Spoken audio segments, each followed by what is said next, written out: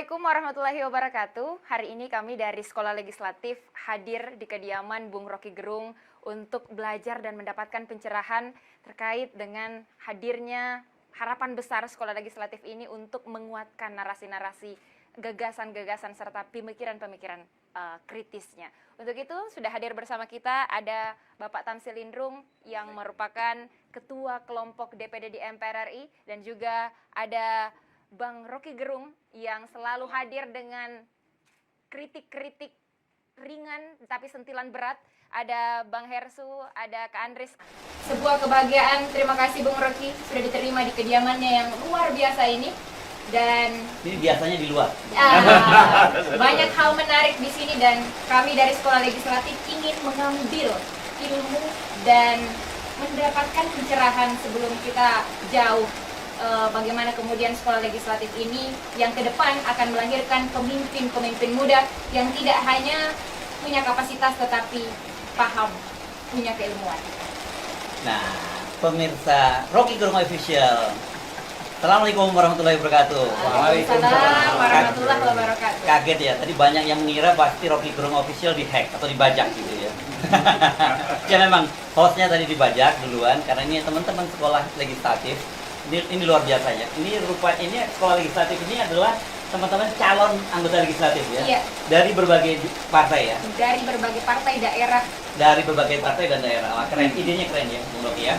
Oke. Keren, lebih keren lagi ada Pak Tamsil Lindrung Ya. yang terus-menerus mengaktifkan akal sehat bangsa. Yes. Lindrung artinya pelindung Rocky Gerung.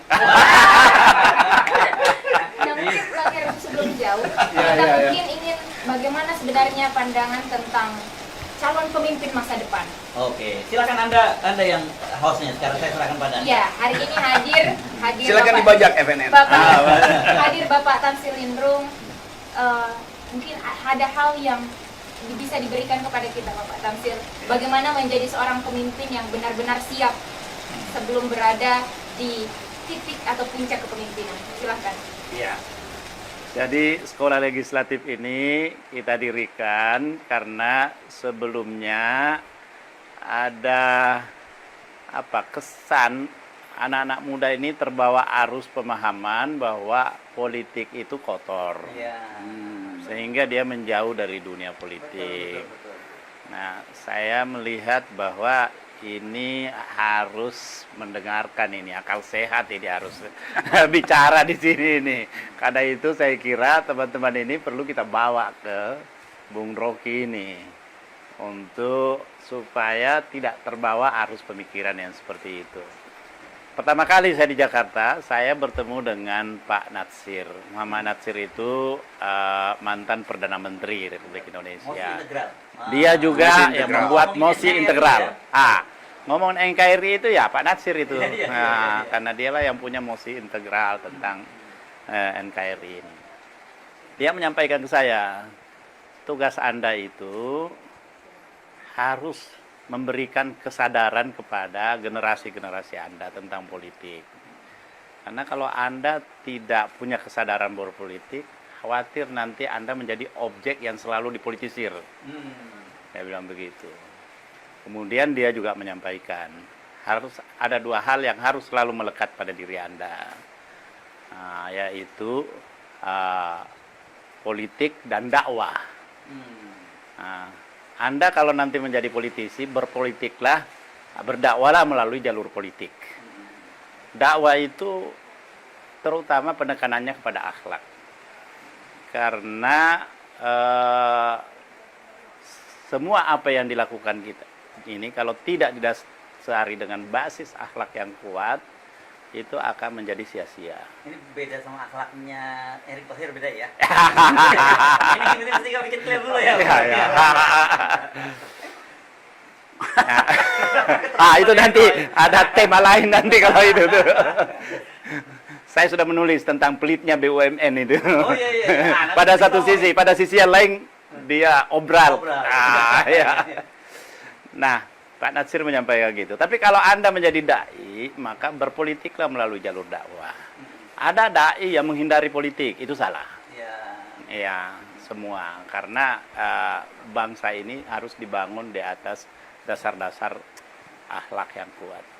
Karena itu teman-teman ini kita bawa ke sini supaya mendapat pencerahan seperti yang disampaikan tadi Mbak Ulfa.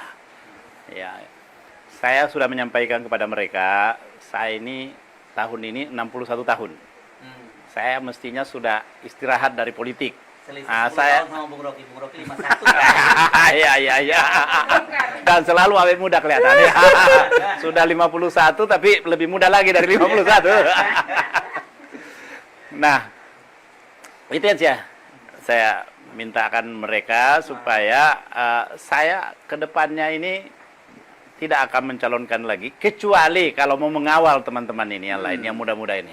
Alhamdulillah periode yang lalu kami punya kader-kader sekarang ini sempat menjadi pimpinan DPRD di provinsi maupun di kabupaten. Nah, kita ingin lebih banyak lagi. Nah, karena itu seperti Mas Andres ini, ini calon nanti di ini. Ini rektor sekolah legislatif ya? Iya, Oh, rektor sekolah legislatif ya. Tapi ini rektornya nggak dipilih oleh Mendikbud, jadi aman ini ya. Ini akal sehat ini. Pokoknya dia terpilih tidak ada yang intervensi. Tidak dibajak. Nah, istrinya sudah anggota dewan. Itu, jadi udah anggota dewan di Bulukumba. Yang lain nanti juga akan masuk, Dirga akan masuk menjadi anggota dewan. Jun, anggota dewan. Banyak. Semua ini sekarang coba ikut dulu dalam sekolah legislatif. Ya, saya kira itu minta pencerahan, Bung Rocky. Berarti memang dipersiapkan hadirnya sekolah legislatif ini memberikan wadah sebesar-besarnya. Pak Tamsil, Bung Rocky, teman-teman juga hadir di sini secara virtual. Ada beragam pemuda yang memang siap juga untuk maju.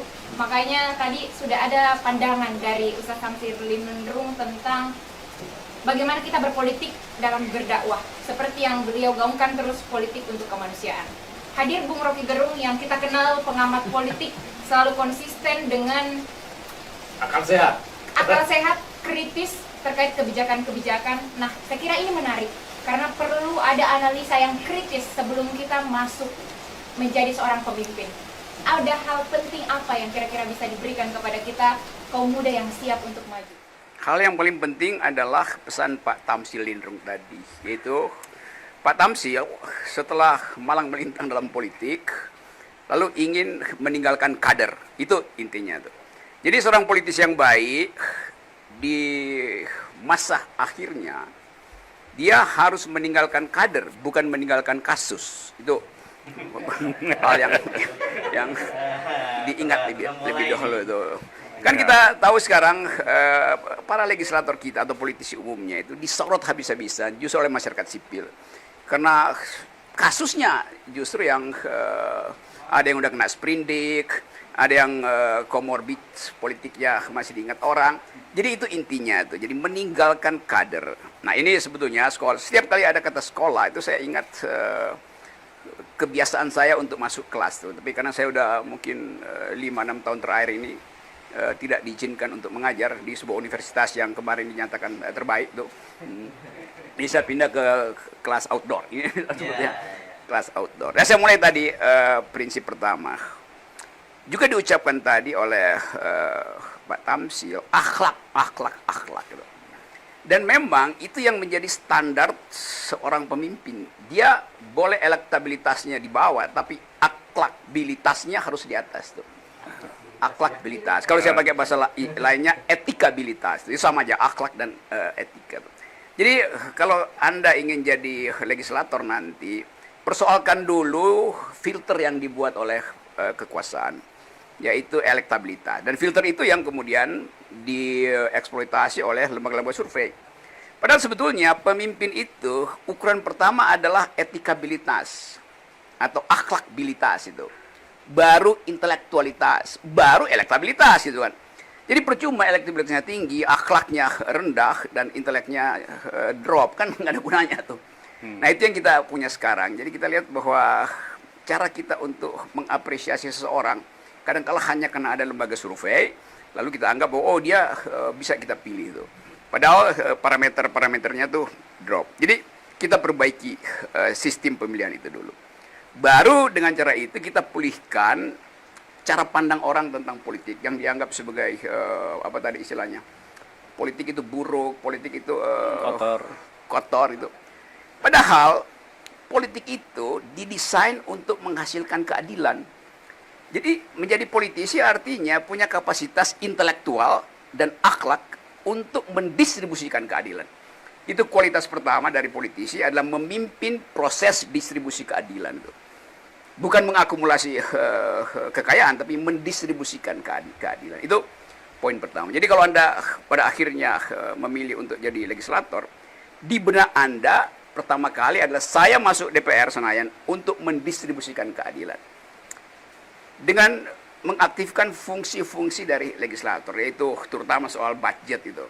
Karena di situ seorang legislator akan meneliti apakah proposal pemerintah ini layak untuk dinyatakan sah, apakah dia berakhlak proposal pemerintah, kebijakan pemerintah, apakah adil.